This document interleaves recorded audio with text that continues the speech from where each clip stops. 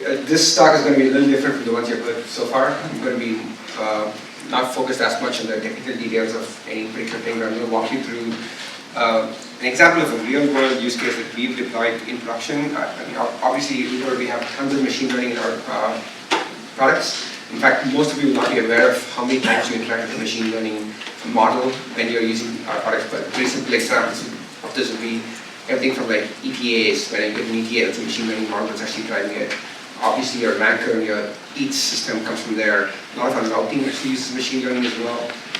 Pretty much every time you use Uber for a trip, there's probably like dozens of models running underneath it. I'm not going to talk to all of them, but thank God. I'm going to talk to one of them as an example of what it takes from start to finish of getting one of these things up and running. Okay? Let's see. Before I get started, let me tell you why you should listen to me. I've been mostly doing production machine learning for a long time. So I was at Cloudera, which is like one of the big data companies in the space. We have been used for machine learning. Actually, my first job at Cloudera was to get Visa to use us for machine learning for their fraud systems. And there was this one dude sitting in a cave somewhere, and he just had access to all your data, and he would build all the models for this stuff. But so that was in 2012, and talked to people. I've helped people in multiple industries, whether it's banking or healthcare and whatnot. My favorite story still, there's this like one common thing which kills people in hospitals. It's called sepsis, and it's like basically shock. And whenever you're in a hospital for some other reason, sepsis is often something which happens as a after effect, and then you die from it. And it turns out that if you can detect sepsis, I don't know, like an hour before it actually sets, it's very easy to prevent death from this. So we actually did like a bunch of interesting modeling work, and we were able to detect with reasonably high confidence. But then they were like, you can't use this model because it was like some GBD detecting, and they were like, this is not explainable enough for a doctor, so you can only use regressions, which are easy to explain. This factor is what is causing us to think somebody's about to have sepsis. So we actually ended up reprogramming it in much simpler models. It's kind of sad actually, because the amount of data, we have about patients we can share across all hospitals, you could do amazing stuff with like the capabilities we have today, but data privacy is still a challenge on that front. At Uber, I've been running all the data analytics systems here. Amongst that work, I run some specialist teams around applied machine learning, and I work with the AI research group here, and I also build all the machine learning platforms at Uber. So I kind of like do the full stack stuff at Uber, from the core platforms that we use to run our models to the teams that actually build the models themselves. Okay. So I'm going to go pretty basic. Let's talk about the lifecycle of the model. Any machine learning model, very specific to deep learning. You're all going to kind of explore the problem space, understand the type of data you have, understand what approaches might work. Once you get to like, hey, I believe a good model here can derive value for you, only then are you going to hit the development stage, then actually figure out what the best optimal configurations are. There's obviously, once you get past that stage, you have to actually deploy it in production. In our case, for example, doing ETAs means they're handling like millions of QPS, and so you have to handle extremely high volumes of requests for your model. And then monitoring and redeploying. This is a standard thing that you have to worry about a lot. We have to think about the fact that, you know what, in the real world, models decay. Behavior changes for any business, and so you have to constantly readjust. And this is both retraining, which by the way sounds pretty straightforward. You're like, well, just read on the thing that I did in the development cycle, but it's actually super hard to roll back into production, because when you retrain, distributions change, things can break, and you better know what your model is doing when you come back out. And then of course, it's not just retraining, it's also iterations in your models, adding more features to make it better. That's the standard life cycle. I'm sure you guys are all super familiar with it. What I'm going to do is walk you through each of these stages in the context of a particular deep learning model that we've deployed at Uber, and try to go through what we have learned in that process. Okay. So the motivating example I'm going to use is something called COTA, which is our, I think the full form is Customer Obsession Ticket Assistant. This is used by our support teams in actually replying to support tickets. In the Uber world, we're talking about a very real world interaction. You're talking about people like taking a trip, ordering food. Things go wrong in the real world. A restaurant might screw up your order, or driver might cancel the trip at the last second, and these causes like real frustration for our users. So it's really important for us to be able to give high quality service to our users. And we have a large amount of support staff which helps us with dealing with this kind of thing. but we want to drive the efficiency up as much as we can because the volumes we are talking about, I don't know, we recently announced that we did 5 million trips in the last 6 months. Turns out that even a small fraction of those trips have a problem. There's a lot of people on the phone to deal with, so we have to deal with all that kind of work. So, I mean, if you're interested in learning more about the details here, there's like a blog, there's a KD paper. I didn't actually build the model. When you have things like head off in your title, you don't actually do shit. Like, there's somebody, white shoes in the back, and he's actually built the models here. So yeah, millions of tickets per week. Literally, we're talking about millions of tickets per week. We serve 600 cities, which actually adds interesting complexity because it turns out problems are not generalized across the world. There are different problems in different places because, for example, the tolls are something which is specific to some parts of the world and not to others, and like things of this nature. There are also like multiple languages, thousands of different types of issues that people deal with, and they're dealing with all this complexity. This is a simple example of what the actual process looks like for reporting a ticket. You go in and you pick like what the class of ticket is, and then you say give some information about it and share some details in the notes. So, man, there's way too many transitions here. So, user selects a flow node, which is really the type that you talked about, which is what is the ticket category. They write a message, pretty common. This creates a ticket. The ticket is routed to a customer support representative who's responsible for making sure that it's handled appropriately. They actually have to end up redoing the contact type because most users are not, that's not there. They don't care. They're just putting something in there to get the process going. And then they have to look up things like info and policies on this ticket, select an action that they're going to do. Sometimes they have to refund money, sometimes they have to recommend something else. And then they write a response using a reply template. And then the response goes back to the user. And sometimes it's solved. Many times there's actually a repeat loop in this process because one response does not always solve things. I think we do like about 1.5 responses per ticket on average or something like this, but the worst case can be worse. First step, exploration. Looking at this business cycle, what can we do? Oh my god, I've screwed up this is what happens if you do the deck the day off. But just in this route, there's a ton of possible ML problems sitting in-house. And this is not an exhaustive list, but as an example, we've actually been doing work on, can we predict there's going to be a support issue before they actually file a support issue? We know tons of things about what's happening in the trip, what's happening in the driver, what's happening in the rider. Could we actually pre-detect and then give our users an amazing experience by saying, hey, we detected a problem, we want to actually solve it for you before you even complain. That's like the kind of stuff we would love to do. Categorization, like we've talked about this, there's a manual list of categories that people are selecting from, but it turns out that humans are actually really bad at categorization, and we can actually do interesting things around auto-categorization of these types of things. Contact type routing. Humans get good at specialization, and we have talking about thousands of agents. Routing to the right agent can actually make a huge difference in their productivity. So we can do intelligent things around routing. Ticket volume prediction. Big thing here is we want to respond to our ticket, our agents, we need to be responding to their tickets as fast as possible. And in order for that, we need to have the right staffing levels at each of our support centers. This is not a non-trivial problem. If you have a problem which spikes up, we need to be able to handle this. Like at Super Bowl, we might likely have more tickets than normal times. And New Year's Eve is the classic example. Halloween is another classic example where like our volume spikes, we need to have our forecasting problem down. And by the way, forecasting is an interesting field. I'll talk about that in a second. And then policy optimization, we can do things like how do we automatically select the best policy for a particular place, and then auto response for tickets where possible.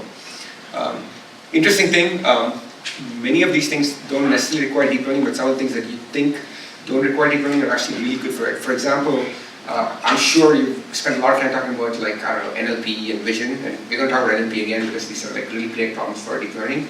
But forecasting is a field that's being revolutionized by deep learning right now. It has been traditionally a purely statistically driven area, and there's been this like famous competition for like decades called the M series run by a famous prof in Italy. And he basically is like this curmudgeon who's like 70 years old, is like, screw those like deep machine learning guys, like statistics is going to win forever. And he's basically been right for a long time, okay? And there's like this thing called the theta function. If you guys are ever interested, you should read about it. And it's like, you read it and you'll be like, this can't possibly be the best forecasting method in the world. It's so trivial. And it turns out it's like actually amazing. But recently, with deep learning, we've actually seen huge advances in our capability to do forecasting much better than traditional statistical methods. So very interesting field if you're ever interested. But let's skip all that and get to what I'm actually going to talk about, which is we decided to look at the process and said, hey, we want to do as much as possible to drive efficiency for our support agents. The process of what they need to do, they need to pick this contact type that I mentioned earlier, which is like classifying correctly into a 1,000+ type hierarchy with a depth of like up to 6. They will need to then do an action. Some of these actions are sensitive. We're adjusting fares, we're adding appeasement dollars, like, we're sorry your food came late, here's $10 an hour, things of this nature. And then we reply to them and give them a personalized reply which explains what happened and why they're doing what we're doing. This is the problem, and we wanted to see what we could do to improve this. First things first. When you're doing machine learning, you first have to do your job. Whenever you do machine learning, it's not going to be much of machine learning. It's going to be a lot of analysis, a lot of like stuff that is not machine learning. The part of your job which is going to be machine learning is going to be pretty small. And so we actually looked at the data a lot. We found that we have like 3,000 reply templates. Only 290 of them cover 95% of our tickets. That's pretty good, because now if we can solve for some fraction of those, we're going to solve for a huge part of our ticket volume. We looked at things like language. We decided to start in English just because of the volume of English we need to do. Interesting thing is we actually attacked Spanish and Portuguese next. All the people who worked in the Spanish and Portuguese problem don't know Spanish and Portuguese, and it works out just fine. Thank God for machine learning. So then we found that, out of the reply templates, we found 277 reply templates covered 34% of our tickets, and they're pretty accurate, in general, pretty good accuracy when we get, when we choose the right reply templates. Okay, so we've got this like basic problem, which is like, we've got users doing these 3 actions. We've convinced ourselves that if we find the right set of optimization, we can actually auto-reply or left-hand auto-reply, help the agents do a really good job on their, what they're trying to do. We could approach this in many different ways. We could just say, you know what, deep learning is a shit, we're going to go and like auto-reply to stuff. And that's like our first thing. Turns out it's a bad idea for many reasons. Because, well, the obvious external reason is if you screw up here, like you're talking about a human interaction, that's like costly and expensive. We honestly don't know how well we're going to do in the real world, no matter how much backtesting we do, so we have to try it out and learn from the experience. And honestly, trying to, like, at the end of the day, you're a machine learning team. You're not going to go to your business stakeholder and be like, guys, I got this, just trust me. They're going to need a lot of conviction when there's a lot of money on the line, right? I heard like the self-driving car talk. They're going to be pretty careful before they like let you get wild here. And this is true for any part of your business. So a lot of your first part of your job, show the analysis, show that you can actually do something here, and then give them easy ways to test. That's like the single biggest thing you need to do. That easy way to test it for us was, we're going to start with suggested resolution. We have these agents doing their job. All we're going to do is try and make it slightly easier for them. We're going to give you 3 suggested replies, let the humans pick, and they definitely give us a feedback channel. Think of this as like automatic labeling along the process, right? When we get good, we're going to start going to default resolution, which is like, hey guys, this is really the only choice you should consider. And then we see how they do there. If our agents start picking their choice regularly, then maybe we can think about auto resolution. By the way, there's still a lot of problems even in this process that I described. For example, humans can be lazy. If you give them default choices, they might just pick it because it's convenient. They are often incentivized to reply to tickets as fast as possible. So you have to be really thoughtful about your experiment design when you do these kind of things as well. And so, for example, here we're thinking about labels as like, oh, there's a human. I just have to see how I do against the human. Humans are not perfect either, and you have to be very thoughtful about this. Okay. So this is the approach we went down, and we've kind of hit each of these buckets at various points, but this process, 18 months to go through these 3 phases, because we're talking about experimentation in each stage, we're talking about like getting the production systems to run in each of these stages. There's a lot of work along the way, even though you're like, when you take a class, you're going to be like, that's where I'm going to go, that's where I'm going to go. But I think like Haishu, when he joined my team like 2 years ago, he was like, dude, auto replies, it's going to be like done in no time, around 3 months. 18 months later, we're getting there right now. So this is like, so there is an element of like understanding the probabilistic nature of machine learning. How does this affect your business process? How do you convince people that this is safe to do? Is a big part of what you have to do. It's actually a substantial amount of where you're going to be spending your time beyond the obvious feature engineering side of the house to get your data in place. Okay. So quick summary of this exploration phase: identify the right problem to solve. I didn't even tell you the whole process there, but there were like 8 different possible models. We had a whole like exploration of each of these areas and said, this is the best area for us to get results. And so the analytics I showed you for this problem alone, we did for all of those areas. Understand what metric they're optimizing for. In our case here, it's like customer satisfaction is the big metric we care about. Understand that ML is a good fit. I didn't talk about this earlier, but for example, the routing problem to find the best customer agent, ML could have been used, but we found optimization to be a much better approach than, like optimization techniques to be a much better approach than like using ML, and it worked really well for that case. And building the probabilistic nature of ML solutions, you're going to get some stuff wrong, and so you have to understand in that business context what is okay to get wrong. Things like default templates where humans still have supervision, you can afford to make mistakes, much more so than you can afford to make mistakes when it's going directly to the end user. So that's a quick summary there. Next, let's switch into development side of the house. ML models recommending 3 most relevant solutions. That's where we started. This is we talked about this already, which is we're going to come in and show you what we're going to give you the 3 most likely answers. We're going to give you the 3 most. We actually reorder the actions in terms of by relevance. You can always get out of this and go back to the default mode if you can't. And then we surface the top 3 most relevant by templates. That's the first solution we built. And pretty straightforward. A ticket comes in, our backend runs a model and puts it in the front end, and we give the top 3 suggestions. We didn't start deep learning. Turns out that, like, you know what, lots of problems you can do pretty well without deep learning. So we use like multi-class classification, basic like feature engineering, KFIDF type stuff, and lots of other features coming in. And it's pretty straightforward to do. Clever feature engineering still helps a lot. So we did something called cosine similarity, where we look at the clusters of tickets which have been answered for a particular type and see how the question we got matched to that cluster. And that similarity index gave us a really useful feature that significantly improved our basic model that we built, a multi-class classification model that we built. Added that step, cosine similarity to that step, and then to the binary classification, we saw a huge increase, 25%. So feature engineering on basic techniques still gives you a lot of bang for the buck. Having said that, these two reach an asymptote where you can't get much further with just clever tricks. And whether these clever tricks are not necessarily, didn't take us years to do. I'm sure we can do better if we keep trying on this path, but we quickly decided to move towards deep learning approaches to improve our accuracy. Having said that, these things were easy to do, they were easy to validate, and they didn't require a lot of new infrastructure in order to get started. So it's one of the reasons why we chose these approaches. Perfectly reasonable place to start, even if you're taking this class, I swear. Okay. So then we start moving to deep learning. First of all, data, we find that like adding data to deep learning makes it much, much better. Just like simple example. In our case, billion trips a year, billion trips, no, more than a billion trips a year, much more, and I won't tell you the number. We have a ton of data. So it turns out we can actually we can use the data to do a good job, and you can see our accuracy improves dramatically as we give it a larger and larger training data size. I know there are like newer things which are trying to work on smaller data sets, and Peter has been doing a lot of work on this. He's been telling me about this, but it turns out that if you have data, it's a very easy way to get past that problem, doing fancy research. There's also all kinds of model types. We ended up like exploring all various combinations of model types, like word CNNs, car CNNs, combinations of these things, RNNs, blah, blah, blah. I mean, there's a new buzzword coming in every day in this world, and you have to keep up with it. One of the big things we had to do, by the way, when we were choosing, so we went from like this more traditional ML techniques to deep learning techniques. When you start to do this stuff at scale, there's a serious like cost to doing the computation at this kind of scale.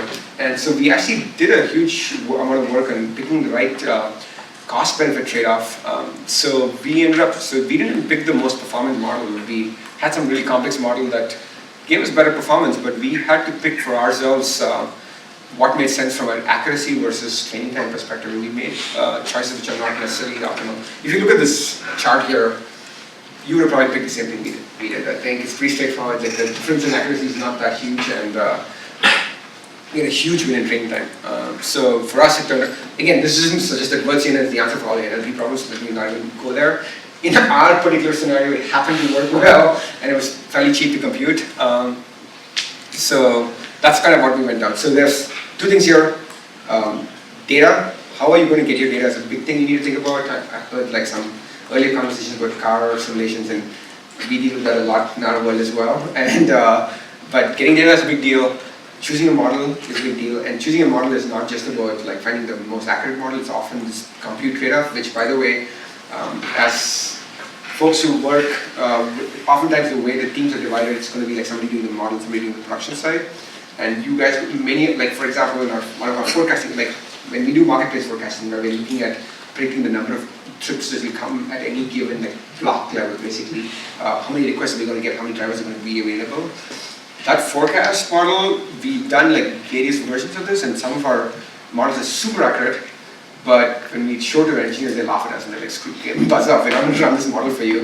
It's like built in some like R code, and they're like, there is a huge amount of cost associated with running these things, so you have to make sure to include the people who are going to be productionizing it in the process of developing the model, because otherwise you're going to just like be in for a shock a little bit later, and they're like, that's not going to work for us at all. So just think about that, especially since a lot of the model development is going to happen in like Python and R and things of this nature. I mean, fine, this deep learning class, so it's all Python, it's all like TensorFlow or something like this.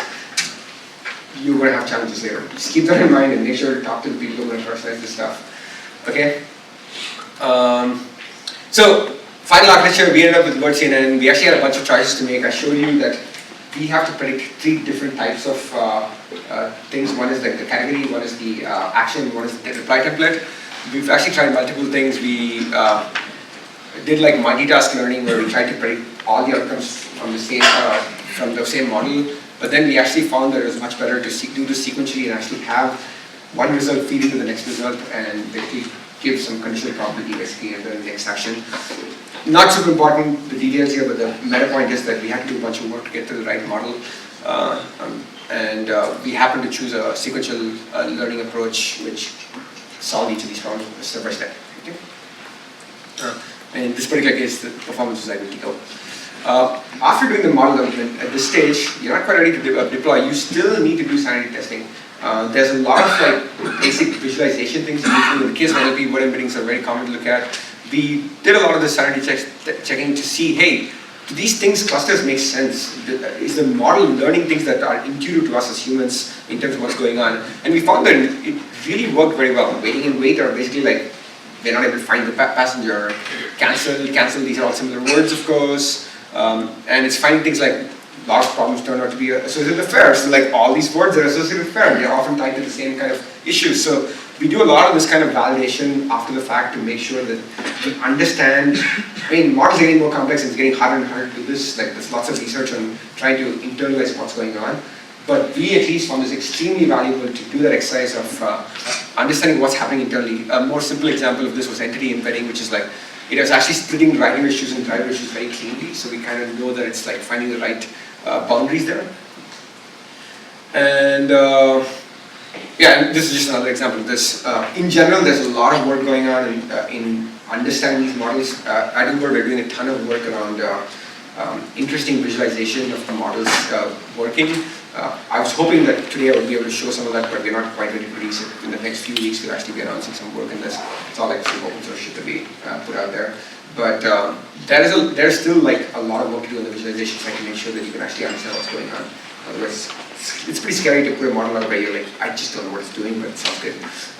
So the end result, we found that like we had pretty good accuracy with our models for deep learning. We decided to push it out to production. Summary here, many possible solutions, including basic ML techniques. You don't have to start with deep learning to show the value. It's often easier to start with something simpler and then move up to deep learning. We have found definitely that for the problems that we looked at, deep learning ends up being the end state, but it is not always the starting state. It's much easier to prove a concept with something simpler. Understand the cost benefit of compute times accuracy and really work with your partners who are going to productionize it up front, or it's going to like delay things later on in the process. And here, like I showed you, like I don't know, word chain and car chain and all this stuff, but this is a hugely evolving space. We have found that over the last 3 years, we are constantly in a race to keep up with all the innovations that's happening in deep learning. So we're just like the applied machine learning team Uber basically is like another way of saying read a bunch of papers team in Uber. We basically we have like data scientists working on each of the individual problems, The applied machine learning team basically consumes a lot of like the research and keeps us up to date so that we can apply it across the company. This is a really big challenge in this case because of how fast moving it is, and when you're in a business context, you're like often focused on your business problem, and you don't have the time necessarily to go do this, but it is important in this space. And of course, validated visualization. So that's a quick summary there. Then we switch to deployment. So one of the interesting things, we're going to talk about these challenges. So Spark versus DL training, they actually happen in different clusters in our world, and I'll talk a little bit more about that. And then serving, how do you combine these like Spark and TensorFlow models? We use TensorFlow, we also use PyTorch in some situations, but like TensorFlow is clearly like dominant as a paradigm right now. I think there's others who use MXNet and whatnot, but we at least use TensorFlow and some PyTorch. So one of the big, I won't go through this, but one of the big challenges we have right now is that, not big, production challenges, let's call it that way, is that we actually have to do all our data engineering and feature engineering in our distributed CPU cluster, because that's it's actually pretty good at that. So we use Spark for all of that stuff. But then you have, in our world, we have a separate GPU cluster, and you have to move the data back and forth between these systems. And so there's an amount of coordination you have to do there in order to make sure this works. I'm not saying this is super hard, but something to keep in mind, which is that when you get to these large data volumes, this can slow down your process dramatically, and you do have to synchronize across these systems. This is particularly exacerbated when you have like on-prem clusters. I think cloud clusters make it a little bit easier because they all can feed off the same distributed store, object store. But for those of you who don't have that luxury, this is going to be a real challenge for you. Usually the other problem is that private data centers, GPU clusters are pretty cordoned off, separate, often managed differently from a compute perspective. So you have to deal with these like very logistical challenges that you don't want to think about but are just real and have to be dealt with. For our case, for example, we have one data center which has a ton of GPU resources and the other data center doesn't have much. And so you literally have to copy data between data centers in order to use the resources as well. That's not a long-term state, obviously. We want to have GPUs everywhere, but these get to be tactical problems that you will end up dealing with, especially if you're in the on-prem world. The other case which we've seen a lot is where people have like a bunch of on-prem data, but then they move it to the cloud just for the training. It's still the same problem that you're dealing with. And then serving, this one was relatively more straightforward. We use Spark as our Spark data frames is our standard for batch serving, and we can do our transforms there because the same transforms that we did here pretty much seamlessly migrate over, and then we can run TF transform or TensorFlow models inside of Spark and then do the prediction there. Prediction requests, same kind of thing. It's not that difficult in our end, but for us, especially running this stuff at scale does become a huge problem. These models are getting big, especially, and like they often.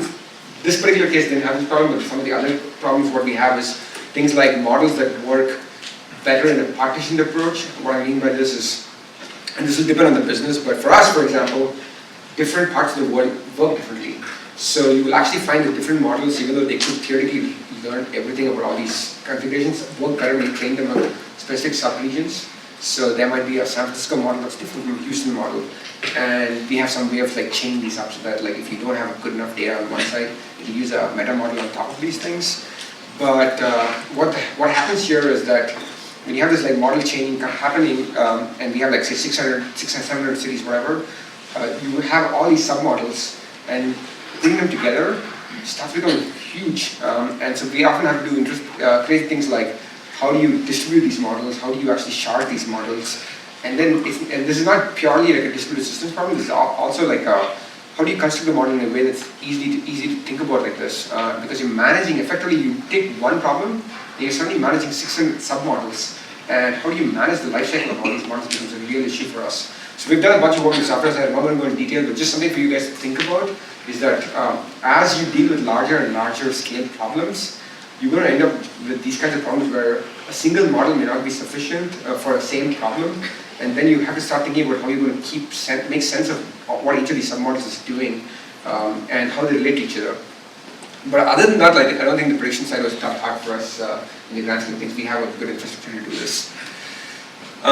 One thing to note here, distributed training is still kind of a pain in the ass, and I'm sure if you guys, it sounded from the test that you guys are running that CPU's got the time to take in to run this stuff is a big deal for you guys.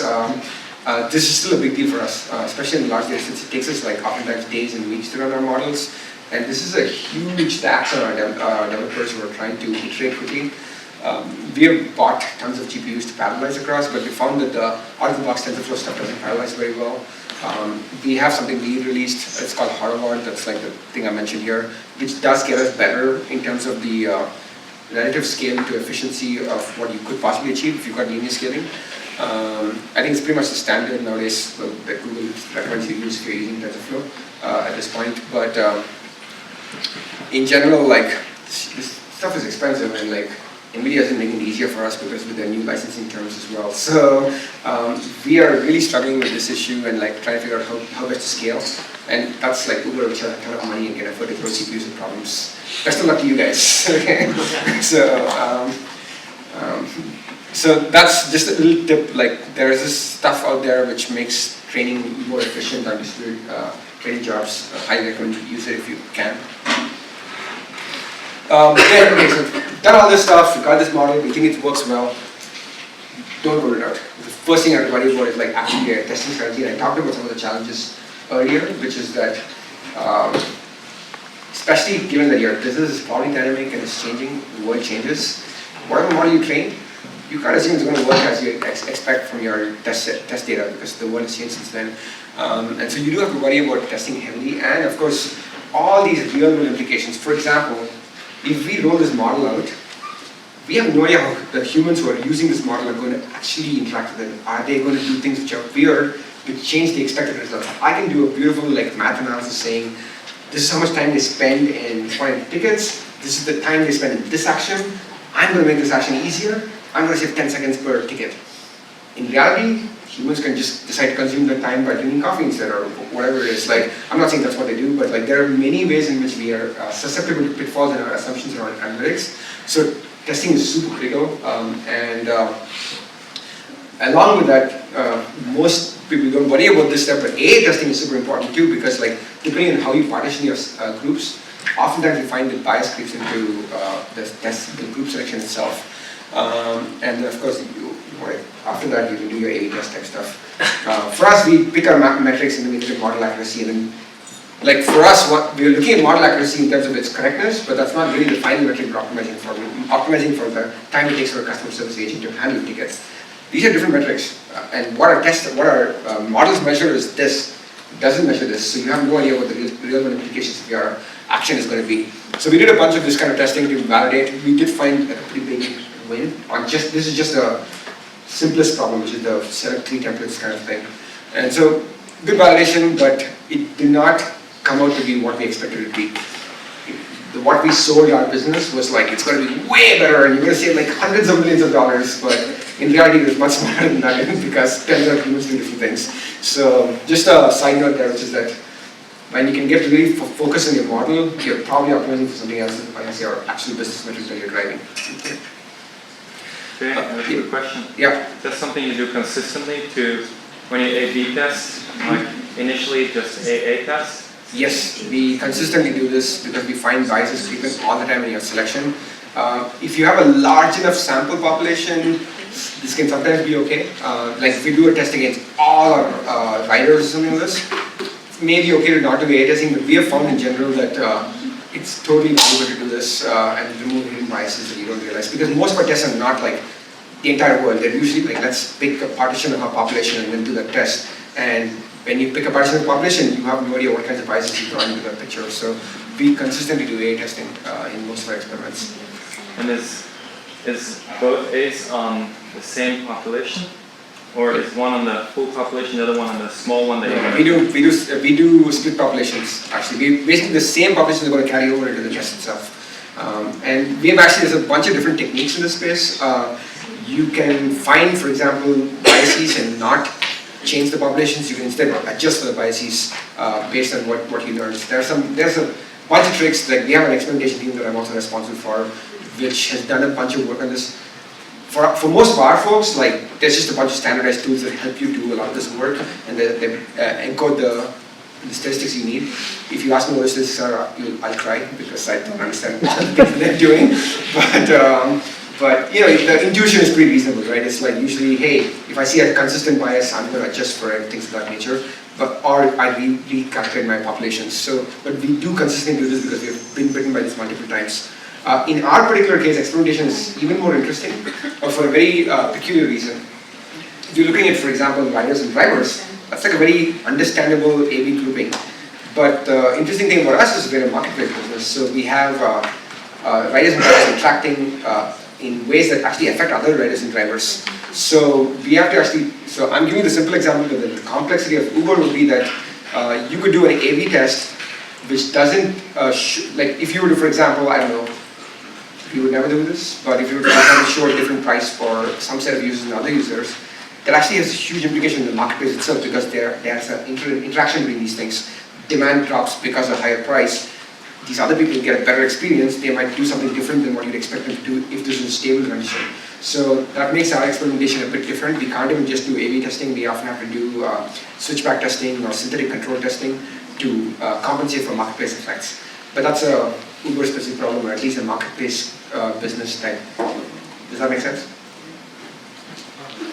Yes. Two questions. So at the beginning of your talk, you mentioned how customer satisfaction is really important in this context, right? So I was wondering, were there any tests around seeing how the average customer satisfaction differs? I didn't show the numbers here, but we absolutely looked at it. And so we actually found, I don't know, off the top of my head, we found like basically statistically significant but not huge improvement in customer satisfaction from some of the work that we did here. It didn't dramatically change the customer satisfaction because it turns out that like the best response is not going to be the one which drives your customer satisfaction. It's like the issue itself is often the trigger.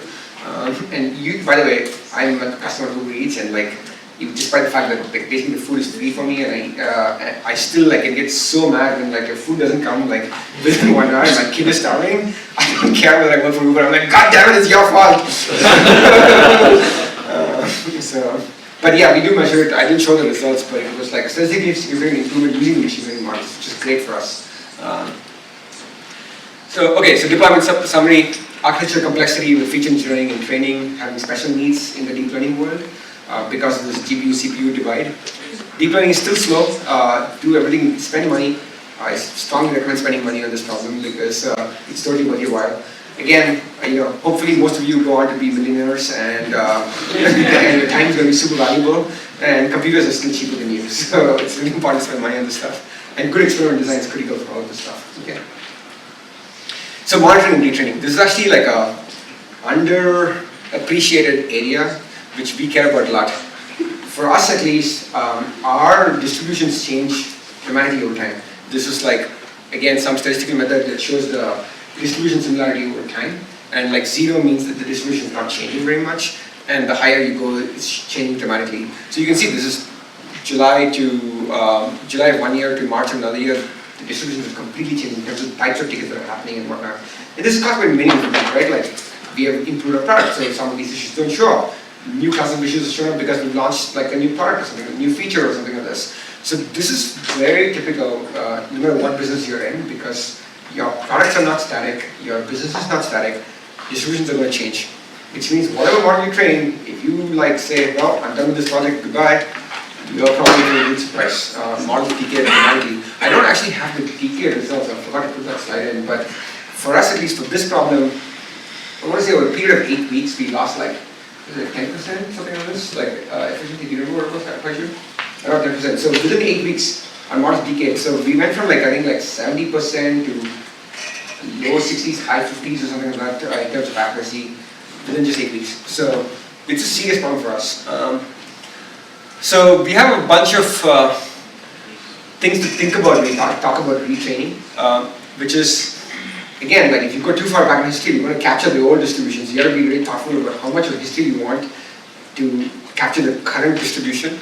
And simultaneously, you have to keep some space for how much you want to test against, which if you do too much of that as well, your distribution is no longer accurate. So you're constantly finding a balance of like how far back in history you want to go for your train set and how much to keep for your test set because of the fact that distributions are active. In this particular case for us, we found that, I don't even know about this, we found that basically these 3 to 8 weeks was like our clearly good spot here. and 5 to 8 was very reasonable from our point of view. So, and in this particular case, we also double checked and verified that accuracy drops sensibly it drops significantly after the second week. So, meta point here, I'm not going to go into details here, but meta point here is you do have to think deeply about like what data you're going to actually use for your retraining and testing, because this stuff changes and you have to understand your distributions in order to understand like how quickly they're changing and then what data set you can use. Because, by the way, if you don't have enough data if your size is not enough, like your model is not going to capture enough of signal. On the other hand, if your size is too big, you're going to lose because of the distribution changes. So that's actually like this fine balancing act you're going to have to do in terms of your retraining strategy, if that makes sense. And then of course, once you do all of this stuff, you have to put your pipeline together so that it actually auto retrains on a periodic basis. For us, we pick 4 weeks, so every 4 weeks we retrain and redeploy. One really important thing to keep in mind here is that redeployment is dangerous because you don't know what your model has learned recently, and if you're not looking at it, it can like break in weird ways that you didn't expect. Stuff is probabilistic. Probabilities are good when you're like kind of comfortable that decisions that are made are not like life-changing, but when it's bad, it's really bad. So there is this, right now I think we're still doing a human validation step to make sure that there's like some thought process into it. We're looking at approaches here now to capture a whole set of business metrics which act as gates, and we can see in our test sets how these metrics perform before we roll out fully. Now, this has huge costs because it again delays the time, and then you're going back to the problem of like, oh my god, distribution is shifting as I roll out my thing. But so there's like these fine balances you're going to have to play with as you think about your retraining strategy. And retraining will be important to you, and it's hard. It is not as simple as like just let me press the button to retrain this thing again. Rolling out a production model is serious stuff here. Be thoughtful about how you do it. Okay. A note on training data. We have this like amazing group of people who are replying tickets. They clearly know the right answer, but humans are not infallible. Obviously, like machines have already exceeded humans in imaginative type stuff, but label improvement is a continuous process. For us, for example, we're looking at we're not just using our human labelers as the perfect signal. We actually do a bunch of work to measure how good our human labelers are as well. So we have an additional labeling task on top of the existing labels to validate, to understand how good these people are to start with. And then obviously there's no secrets here. It's going to be like do more human labeling on the same data to see what we all come up with. Like at the end of the day, humans are the final arbiters because it's all about us. So model failures are often more dramatic than human failures. This is a really important point where they're talking about self-driving cars, we're talking about this kind of stuff. When the model doesn't understand, it really doesn't know what to do. Often it doesn't understand how badly it doesn't understand. And on the flip side, humans have a really good way of gracefully failing. They will rarely do something ridiculous. They will do something like reasonable usually, whereas models can do unreasonable things. So when they don't understand something. So there's a big part which we have been exploring right now, which we've not done a lot, which is why I didn't put a lot of slides on this, but identifying the areas where your models make the most errors and then examine those closely. So one of the big things we've done in this area is we've actually spun up a labeling team which continuously samples these tickets and responses, both from humans and from the machine, and basically scores them for us. So we have effectively got 2 layers of labeling, and it helps with both of these problems, which is label how good our labelers are, and then label how good our models are. So these are both important steps here. And this is very critical because if I have like somebody's like, my driver is acting really badly to me, and my thing is like, thank you for your concern, here's $5, they're not going to be happy with me. So it's really important for me to understand these edge failures. And so that's a big area of investment for us as well. So that's the summary of monitoring, which is dynamic business problems require retraining strategies and very well thought out, safe redeployment strategies as well. Continuous improvement of labeling. Machine learning and labeling are like inexorably tied together, and you have to invest quite heavily in that space to and really understand what the quality of your labels are. Look for edges where your models fail to find. That's where you're going to find the best opportunities for improvement for your models as well, and give you ideas for your next model iteration. That's basically it. Hopefully that was interesting to you guys. Very much more practical, I suspect, but hopefully it was interesting to you guys. That's all I have.